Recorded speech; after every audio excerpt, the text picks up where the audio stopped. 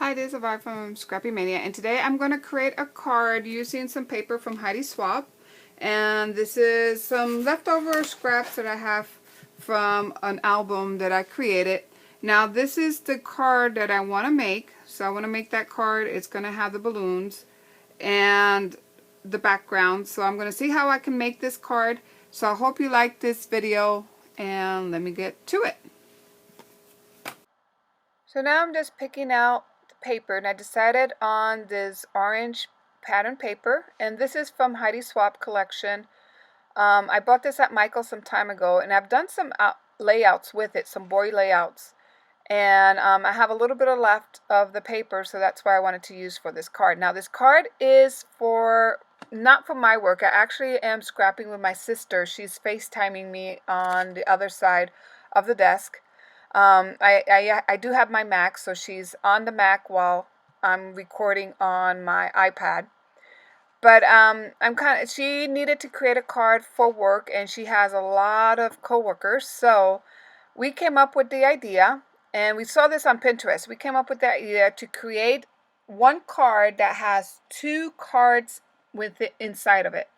So the black base, that black card, is going to be 8.5 by 11, and it's going to be, we're going to score it at, the black card's going to score at 5 3/8, and then 5 5/8. Okay, to create a nice little gusset. And then the next card, actually that measures 10.5 by 8, and you're just going to score it in the middle. That's all you have to do. We're going to put that aside, and now we're going to start creating our balloon. You're going to take each of your circle and you're going to fold them in half. Then you're going to put adhesive on one half of your circle, and then you're just going to place them together. And keep doing this until you create like an accordion shape. And see how, and it takes about 6.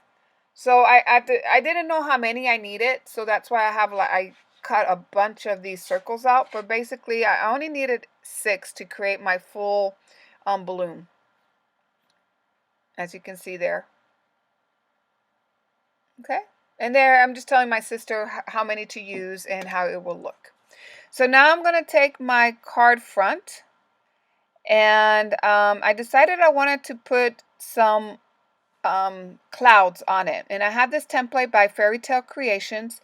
And it's a template that has some bubbles on top or some shape on top. And if you go with your chalk and just lightly go around the shape of that template, it creates clouds, as you can see there. Now, my sister was lucky enough that she had some cloud papers, and that's what she used. But I didn't have that type of paper, so that's why I decided to use this one and create clouds. So I'm creating a basket. Now my first basket didn't come out too well. And you'll see in a moment I do go ahead and cut another basket because it just looks too small. If you look at it, the proportion of that basket to the balloon, to me it was a little too small, so I wanted to make a larger basket. Now before I recut my basket, I went ahead and placed my tape, or not my tape, my baker's twine down with some adhesive, and then I'm going to put the basket on top of my baker's twine, and for that I am going to use some dimensional adhesive. And then I decided that if you notice, the string was just too straight. I wanted to kind of put the string at an angle, so I decided to kind of tilt it to the angle a little bit, and then I'm going to place my balloon on top. Now I'm going to fuss a little bit with my card front because I didn't have, sometimes I'm not a real big on measuring. I just basically put the card front on my card and just make sure I have like a 1/8 of an inch frame around it. So, I mean, it's not really precise. You just make sure once you fold your card, just measure it and make sure there's a 1/8 of an inch frame. And I'm talking with my sister and just letting her know to do the same thing.